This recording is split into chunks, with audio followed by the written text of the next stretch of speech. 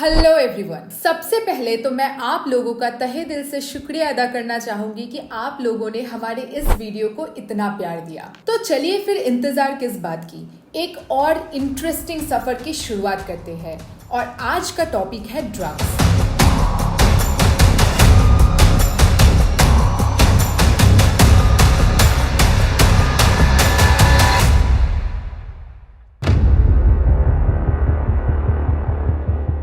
सुबह उठकर चाय की चुस्की तो लेते होगे, ड्रग्स है। जी हाँ, अल्कोहल, निकोटिन और कैफीन लीगल ड्रग्स है, पर ये कोई भी फायदा नहीं करती। वही दूसरे तरफ है ओपियम, कोकेन और कैनबिस, जो कि इलीगल ड्रग्स है। आनंदम गुंडलुरु नाम का एक बंदा 1.5 kg हेरोइन के साथ पकड़ा जाता है और पकड़े जाने पर वो ये कहता है कि मुझे तो पता ही नहीं है इसमें ड्रग्स है, मुझे तो लगा मैं आटा और टैमरिंड लेकर के जा रहा हूँ। और पता है क्या, वो छूट भी जाता है। पर ये कैसे हुआ, बताऊंगी पूरी स्टोरी। पर इससे पहले आप लोग मुझे एक बात बताइए कि ये ड्रग्स आते कहाँ से है। आपको और मुझे तो नहीं मिलता। क्या कभी आपने सोचा कि इन ड्रग्स का इम्पैक्ट हमारे समाज पर क्या पड़ता होगा? यहाँ लोग दरोड़ी लोगों से परेशान है, तो आखिर ये ड्रग्स कितना नुकसान करती होगी। गांजा इलीगल है पर भांग लीगल है, आखिर ये अंतर क्यों? पोस्तो या खुसखुस तो बहुत खाते हैं हम बंगाली लोग, डेली आलू पोस्तो, भिंडी पोस्तो और फलाना ढिंगाना खाते ही रहते हैं। पर ये पोस्तो उसी ओपियम के पेड़ का हिस्सा है जिससे हेरोइन बनता है। तो एक बार आप सोच के देखिए कि एक पेड़ कितना ट्रिकी हो सकता है। हेम्प या फिर कैनबिस के पौधे से कैंसर की दवाई बनती है, पर वहीं दूसरे तरफ लोग सुट्टा मार मार के मरे जा रहे हैं। तो आखिर ऐसे चीजों का प्रोडक्शन ही क्यों करना? हमारे इंडिया में एनडीपीएस एक्ट मौजूद है, पर फिर भी ड्रग्स के स्मगलिंग के मामलों से लोग छूट कैसे रहे हैं? और ड्रग्स कार्टेल, आखिर ये ड्रग्स कार्टेल क्या होता है? ओके, तो बहुत से सवालों की बौछार मैंने अभी कर दी है, तो एक एक करके चलिए सारे सवालों को सुलझाते हैं। आज के इस वीडियो में हम ड्रग्स के सिनेरियो का कंप्लीट एनालिसिस करेंगे और एनडीपीएस एक्ट कितना इफेक्टिव है इस चीज को भी समझने की कोशिश करेंगे। साथ में इस वीडियो में क्रिमिनल प्रैक्टिस का एक प्रो टिप इस वीडियो के एंड तक मैं आपके साथ शेयर करूंगी, तो वीडियो को पूरा देखिए। मैं हूं अन्वेषा और आप देख रहे हैं एएसएलसी इंस्टीट्यूट का यूट्यूब चैनल लूसिड स्ट्रीमिंग।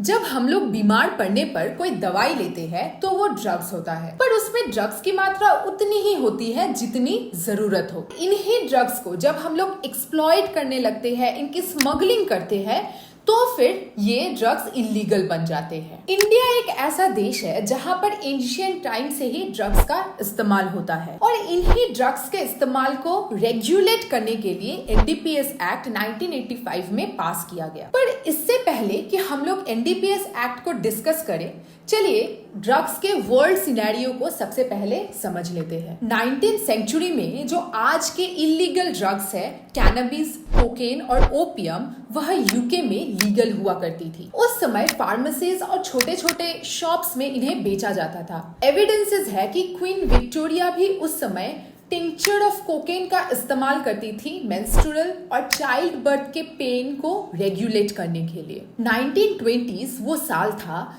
जिस समय यूएस ने पहली बार अल्कोहल के प्रभाव को समाज में देखते हुए उसे बैन करने की कोशिश की, पर वहां की आम जनता ने ऐसा होने नहीं दिया, जिस वजह से कई सारे अल्कोहल माफिया और अंडरग्राउंड अल्कोहल डीलर्स जन्म लेने लगे। और इस समस्या का समाधान करने के लिए उस समय की यूएस सरकार ने एक स्पेशल आर्मी बिल्ड की। इस आर्मी के कमांडर थे हैरी आंसलिंगर। ये स्पेशल आर्मी को दी अनटचेबल्स कहकर संबोधित किया जाता था। तो ये आर्मी अपने काम को अंजाम देने में काफी ज्यादा सक्सेसफुल रही, जिस वजह से आंसलिंगर उस समय यूएस के एक जाने माने व्यक्ति बन गए। पर वहां के आम जनता ने इस चीज का जम के विरोध किया, जिस वजह से आंसलिंगर को ऐसा लगा कि उनका पोजीशन अभी खतरे में पड़ सकता है। इस वजह से उन्होंने एक नए ड्रग को इंट्रोड्यूस कर दिया, जो कि था कैनबिस। मैक्सिकन वे में बोले तो मारुआना। कैनबिस के इंट्रोडक्शन से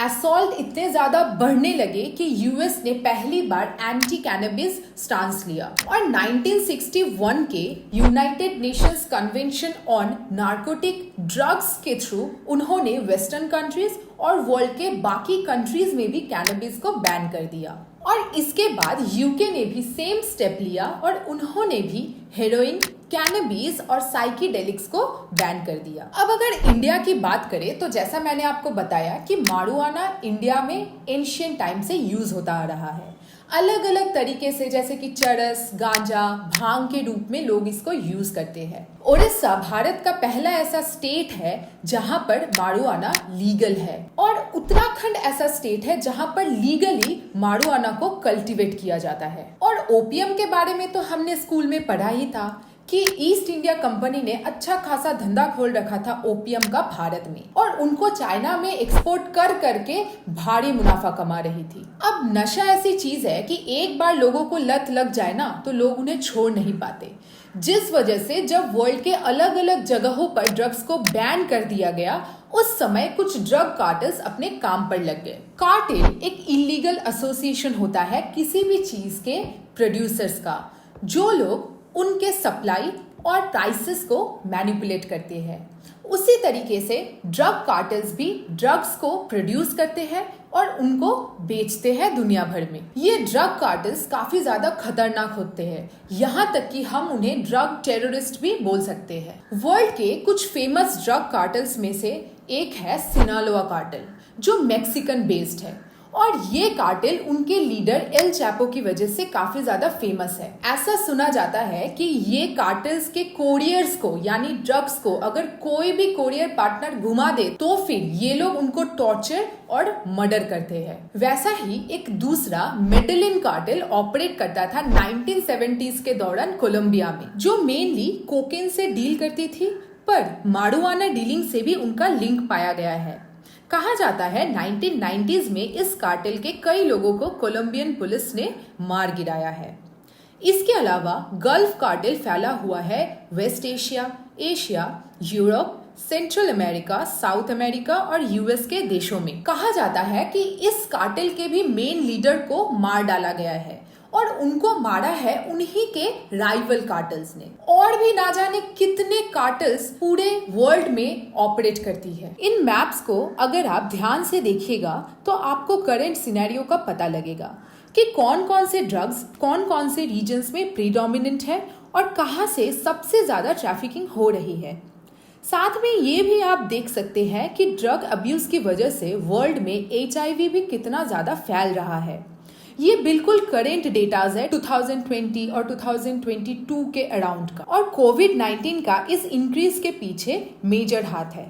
कई जगह इनमें से ऐसे हैं जहां पर केसेस रिड्यूस हुए थे पर 2020 में वापस हाइक देखने को मिला। तो आप खुद ही सोच सकते हैं कि ये ड्रग्स का नेटवर्क आखिर कितना बड़ा है और ये नेटवर्क इतना बड़ा होने के पीछे का रीजन है इन ड्रग्स के प्राइसेस। कहा जाता है कि 1 kg कोकेन ऑलमोस्ट 10 करोड़ रुपए का बिकता है। तो फिर आप सोच सकते हैं कि इस इलीगल मार्केट में कितना ज्यादा मुनाफा है। और अगर हम इंडिया की बात करें तो इंडिया में drugs mainly Syria, Afghanistan, Iran जैसे देशों से आते हैं। तो इंडिया में एनडीपीएस एक्ट से पहले ऑपरेट करता था ओपीएम एक्ट 1857, ओपीएम एक्ट 1878 और डेंजरस ड्रग्स एक्ट 1930। इन 3 एक्ट्स के जरिए सेंट्रल गवर्नमेंट अपना काम चला रही थी, पर ये एक्ट्स बहुत ज्यादा इफेक्टिव नहीं थे। 1985 तक इंडिया में कैनबिस लीगल था और जैसा कि मैंने आपको बताया कि कैनबिस का ओरिजिन इंडिया के लिए काफी एंशिएंट है। यहाँ तक कि अथर्ववेद में भी कैनबिस का यूज को मेंशन किया गया है। Currently India UN Single Convention on Narcotic Drugs 1961, UN Convention on Psychotropic Substances 1971 और United Nations convention on illicit trafficking in narcotic drugs and psychotropic substances 1988 के सिग्नेटरीज है, जो एक डुअल ऑब्जेक्टिव को अचीव करने की कोशिश करता है। इन कन्वेंशंस को कुछ इस तरीके से बनाए गए हैं कि ये नार्कोटिक और साइकोट्रॉपिक सब्सटेंसेस को मेडिसिनल और साइंटिफिक पर्पसेस से यूज किया जाए और साथ में इनके एक्सप्लॉयटेशन को भी रोका जा सके। और इंडिया में इन कन्वेंशंस को रैटिफाई किया गया एनडीपीएस एक्ट और article 147 of the Indian constitution के जरिए। ये जो एनडीपीएस एक्ट है ये पूरे इंडिया को कवर करती है, साथ में उन इंडियन सिटीजन्स को भी कवर करती है जो इंडिया के बाहर रहते हैं या फिर किसी भी इंडियन रजिस्टर्ड एयरक्राफ्ट या शिप से जो इंडियंस ट्रैवल करते हैं। इंडिया पहला ऐसा नेशन है जिसने नेशनल ड्रग पॉलिसी को इनेक्ट किया है ताकि लो इनकम ग्रुप के लोगों को भी ड्रग्स की एक्सेस मिल पाए। यहाँ पर मैं इलीगल ड्रग्स की बात नहीं कर रही हूँ, मैं मेडिसिनल ड्रग्स की बात कर रही हूँ। पर आज के दिन में इन चीजों को फार्मास्यूटिकल कंपनीज रेगुलेट करती है फिजिशियंस के प्रेस्क्रिप्शंस के थ्रू। इसके अलावा 1963 में इंडिया ने drug price control order pass करी थी, पर इसका भी कुछ ज्यादा फायदा नहीं मिल पाया क्योंकि मेजर जो ड्रग मैन्युफैक्चरिंग कंट्रीज थे इंडिया में वो चाइना में शिफ्ट हो जाती है। तो इस तरीके से फाइनली जो प्रीडोमिनेंट लॉ हमारे इंडिया में करेंटली ऑपरेट करता है वो है एनडीपीएस एक्ट। तो चलिए अब थोड़ा सा एनडीपीएस एक्ट के फीचर्स को समझने की कोशिश करते हैं। तो एनडीपीएस एक्ट को पास करने का पहला मेजर रीजन यही था कि जितने भी लॉज हमारे कंट्री में ड्रग्स को लेकर के डील करते हैं उनको कंसोलिडेट किया जा सके, यानी कि एक जगह पर लाया जा सके। दूसरा, ये एनडीपीएस एक्ट कुछ स्ट्रिक्ट प्रोविजंस प्रोवाइड करती है ताकि इन नार्कोटिक ड्रग्स और साइकोट्रॉपिक सब्सटेंसेस के कंजम्पशन, पोजीशन, सेल और ट्रांजिट को कंट्रोल, रेगुलेट और सुपरवाइज किया जा सके। साथ में इस एक्ट में प्रोविजंस मौजूद है जिसके थ्रू इन नार्कोटिक ड्रग्स और साइकोट्रॉपिक सब्सटेंसेस को फोरफिट किया जा सके, यानी कि किसी भी पर्सन के पोजीशन में अगर ये ड्रग्स पाए जाते हैं तो इन ड्रग्स को जब्त कर लिया जा सकता है। इसके अलावा इस एक्ट के अंदर मैकेनिज्म्स दिए हुए हैं जिसके थ्रू जितने भी इंटरनेशनल कॉवेनेंट्स बनेंगे नार्कोटिक ड्रग्स और साइकोट्रॉपिक सब्सटेंस को लेकर के उनको इंडिया में अप्लाई किया जा सके। इस एक्ट का सेक्शन 2 नार्कोटिक टर्म को डिफाइन करता है as a medically sleep inducing agent, यानी कि कोई ऐसी चीज जिसके कंजम्पशन से किसी को नींद आ जाए। और coca leaves, cannabis, opium, poppy stem और इनके डेरिवेटिव्स और कंसेंट्रेट्स को ये एक्ट नार्कोटिक ड्रग बताता है। साथ में ये एक्ट ये भी बताता है कि ऐसा कोई भी सब्सटेंस जो किसी इंसान के माइंड को मॉडिफाई कर दे वो साइकोट्रॉपिक सब्सटेंस होता है। अब इन डेफिनेशंस के साथ साथ कुछ पनिशमेंट के प्रोविजंस एनडीपीएस एक्ट में मौजूद है। एनडीपीएस एक्ट में जो प्रेस्क्राइब पनिशमेंट्स है वो डिपेंड करते हैं कि कितना ड्रग सीज हुआ है उसके क्वांटिटी के ऊपर। जितना ज्यादा सीवियर ऑफेंस होगा डिग्री ऑफ पनिशमेंट उस हिसाब से वैरी करेगा। कोई भी पर्सन अगर अपने पर्सनल यूज के लिए ड्रग्स को पोजेस करता है तो उसे कम पनिशमेंट मिलेगा। कुछ अमेंडमेंट्स के बाद इन पनिशमेंट्स को 3 कैटेगरी में डिवाइड कर दिया गया। कैनबिस के मामले में अगर कोई भी पर्सन इस प्लांट की कल्टीवेशन करता है तो उसे रिगरस इम्प्रिजनमेंट फेस करनी पड़ सकती है 10 साल तक और साथ में 1 लाख रुपए तक की फाइन भी हो सकती है। और ऐसा कोई भी पर्सन जो इलीगल कैनबिस को produce, manufacture, possess, sale, purchase, transport या ट्रैफिकिंग करता है उसकी इम्प्रिजनमेंट हो सकती है कि उसने कितने अमाउंट का किया। अगर स्मॉल क्वांटिटी में हुआ तो उसका डिटेंशन रिगरस इम्प्रिजनमेंट होगा 1 साल तक का और फाइन अटैच होगा 10,000 रुपए तक का। जब तक जो क्वांटिटी है वो कमर्शियल क्वांटिटी से कम पर स्मॉल क्वांटिटी से अगर ज्यादा अमाउंट की होती है तो उस पर्सन को एक इंटेंस जेल टर्म फेस करना पड़ सकता है 10 साल तक का और फाइन एक्सटेंड हो सकती है 1 लाख रुपए तक। पर अगर कोई भी पर्सन कमर्शियल क्वांटिटी में कैनबिस को यूज करता है तो फिर वो पनिशेबल होगा for the period of 20 years.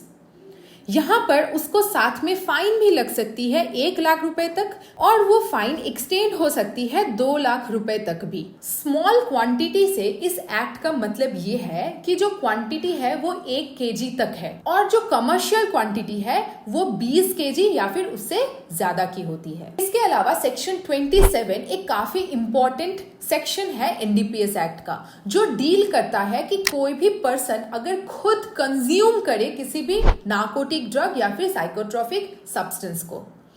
इस सेक्शन में ये बोला गया है कि कोई भी अगर कोकेन, मॉर्फाइन या फिर किसी और तरीके का नार्कोटिक ड्रग का इस्तेमाल करता है तो उसको इम्प्रिजनमेंट हो सकती है 1 साल तक की और 20,000 रुपए तक का फाइन भी हो सकता है। और इन मेंशन ड्रग्स के अलावा अगर कोई भी इंसान किसी दूसरे टाइप के ड्रग का इस्तेमाल करता है तो उसकी 6 महीने तक की इम्प्रिजनमेंट हो सकती है और 10,000 रुपए तक की फाइन।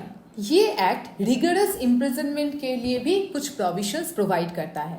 अगर कोई ऐसा ऑफेंडर है जो बार बार अपने एक्टिविटीज को रिपीट कर रहा है तो जितने भी सजा इस एक्ट में दिए गए हैं उनका 1.5 गुना ज्यादा की इम्प्रिजनमेंट उनको मिल सकती है। और अगर ऐसा कोई ऑफेंडर है जो मान ही नहीं रहा है, मतलब वो तो अपना काम करता ही रहेगा, तो उसकी डेथ पेनल्टी भी हो सकती है, पर ये डिपेंड करेगा कि कितना ड्रग्स उससे बरामद हुई। अब देखिए, ये तो सारी हो गई अच्छी अच्छी बातें जो एनडीपीएस एक्ट में कितने बढ़िया बढ़िया कुछ प्रोविजंस है ड्रग अब्यूज को रोकने के लिए। पर हम लोग ना अपने उस स्टोरी को डिस्कस करते हैं जो मैंने स्टार्टिंग में मेंशन किया था।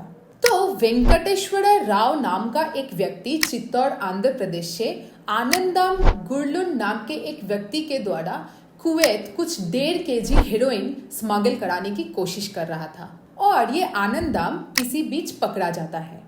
पकड़े जाने पर वो ये कहता है कि उसको इसके बारे में कुछ भी नहीं पता है। उनके गांव के कई लोग कुछ सामान भिजवाते हैं कुवैत में जो उनके गांव वाले रहते हैं उनके लिए, और ये उसके लिए एक कॉमन प्रैक्टिस है। और इसी बीच उसको कुछ पैकेट्स दिया गया था जिसको उसने सोचा कि वो फूड आइटम्स है और वो उनको अपने साथ लेकर के गया। अब जो एनसीबी है वो मिस्टर राव को तो पकड़ नहीं पाती है क्योंकि वो पहले ही भाग जाता है, और जिस वजह से वो मिस्टर गुंडलुरु को प्रोसिक्यूट करते हैं। प्रोसिक्यूशन के बाद ट्रायल कोर्ट मिस्टर गुंडलुरु के ऊपर 10 साल तक की रिगरस इम्प्रिजनमेंट और 1 लाख की फाइन इम्पोज करती है। पर ट्विस्ट तब आया जब मद्रास हाईकोर्ट ने ट्रायल कोर्ट के इस ऑर्डर को सेट असाइड कर दिया और मिस्टर गुंडलुरु को छोड़ दिया। मद्रास हाई कोर्ट मिस्टर गुंडलुरु के कंटेंशन को एक्सेप्ट करती है और मान लेती है कि उनको वाकई में ऐसा लगा था कि वो आटा और टैमरिंड लेकर के जा रहे हैं। इस केस में जस्टिस जी जयचंद्रन ये कहते हैं कि एनडीपीएस एक्ट के आर्टिकल 35 के जरिए कोर्ट अगर चाहे तो अक्यूज्ड पर्सन के मेंटल कल्पेबिलिटी को प्रिज्यूम कर सकती है, यानी कि वो इस चीज को पकड़ ले रही है कि अक्यूज्ड पर्सन का मेंटली वो कल्पेबल है, यानी कि उसका गिल्टी माइंड है। पर ये तभी हो सकता है जब इस चीज को prosecution beyond reasonable doubt prove कर दे। पर इस केस में ऐसा नहीं हुआ था और सिर्फ किसी प्रोबेबिलिटी के ऊपर बेस करके किसी पर्सन को दोषी नहीं ठहराया जा सकता, जिस वजह से इस केस में मिस्टर गुंडलुरु छूट जाते हैं। साथ में इस केस का जो प्राइमरी अक्यूज पर्सन था वेंकटेश्वर राव, वो भी पकड़ा नहीं गया।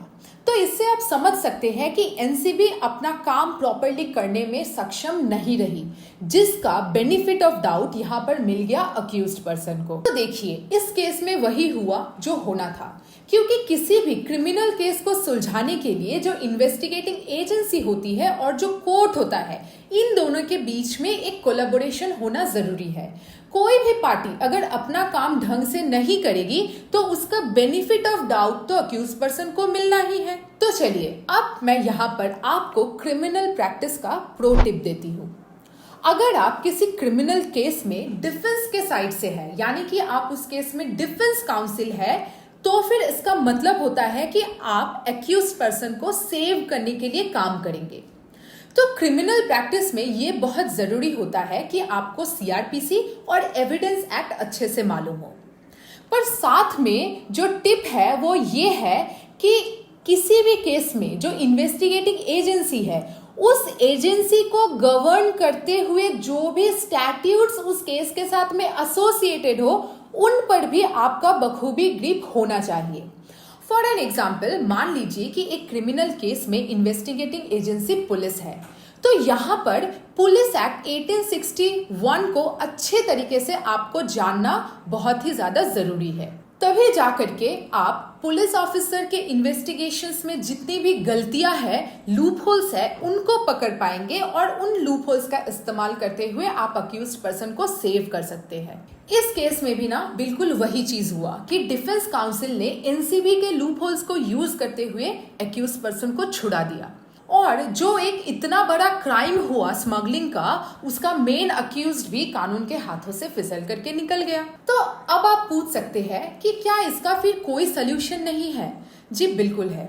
मेरे हिसाब से सबसे पहला तो ये एज बिकॉज यहाँ पे पुलिस या फिर कोई भी इन्वेस्टिगेटिंग एजेंसी और कोर्ट साथ में मिलकर के काम करते हैं, तो यहाँ पे इन्वेस्टिगेटिंग एजेंसीज को प्रॉपर ट्रेनिंग देना जरूरी है कि इन्वेस्टिगेशन को कैसे करना है, फॉर्मेलिटीज को कैसे करना है, क्योंकि वाकई में कानून अंधा होता है और आप अगर उनको चीजों को ठीक से नहीं दिखाएंगे तो फिर वो नहीं देख पाएगा। और नौकरी के बाद भी टाइम टू टाइम उन ऑफिसर्स को इन सारे ट्रेनिंग को वापस से दोहराना जरूरी है, क्योंकि नौकरी के 20 सालों बाद नौकरी के शुरुआती दिनों में हुए ट्रेनिंग को कोई भी याद नहीं रखता। साथ में जो भी बेहतरीन ऑफिसर्स हमारे कंट्री में मौजूद है क्राइम्स को रोकने के मामले में, उनके अंडर में सबऑर्डिनेट्स को रखें और किसी भी केसेस से जो उनको सीख मिल रही है, जो लूपहोल्स निकल करके आ रहे हैं, उनको उन इन्वेस्टिगेटिंग एजेंसीज को भी और ज्यादा कॉशियसली एक्ट करना चाहिए ताकि ये चीजें फर्दर रिपीट ना हो। इस तरीके से हम ज्यादा से ज्यादा लोगों को यहाँ पर कन्विक्ट कर पाएंगे और क्राइम्स को भी काफी हद तक रोक पाएंगे। और हाँ, मेरी आप लोगों से एक विनती है कि आप अगर कहीं पर भी ड्रग अब्यूज को देखते हैं तो उनको अपने लेवल पर रोकने की कोशिश करें, क्योंकि देखिए किसी भी चीज को कंप्लीटली रोक देना, जो मैं कह रही थी कि अगर हम ड्रग्स के कल्टीवेशन को ही बंद कर दे तो ये सही चीज नहीं होगी, क्योंकि इनसे कुछ कुछ इंपॉर्टेंट मेडिसिन भी बनते हैं। तो हम इनका कल्टीवेशन तो रोक नहीं सकते और सिर्फ अथॉरिटी के भरोसे भी नहीं बैठ सकते कि वो पूरे तरीके से इस चीज को रेगुलेट कर देगी। तो हम सबको अपने लेवल पर जिम्मेदारी लेनी होगी कि हम इन चीजों को अवॉइड करें। अगर आपको इस वीडियो की कंटेंट वैल्यूएबल लगी तो आप प्लीज़ इसे अपने दोस्तों और फैमिली के साथ में शेयर कीजिए। और हाँ, ऐसे ही बेहतरीन कंटेंट्स के लिए लूसिड स्ट्रीमिंग को सब्सक्राइब करना ना भूलें। अरे एक और बात, लाइक और कमेंट भी ज़रूर कीजिएगा। Thanks for watching.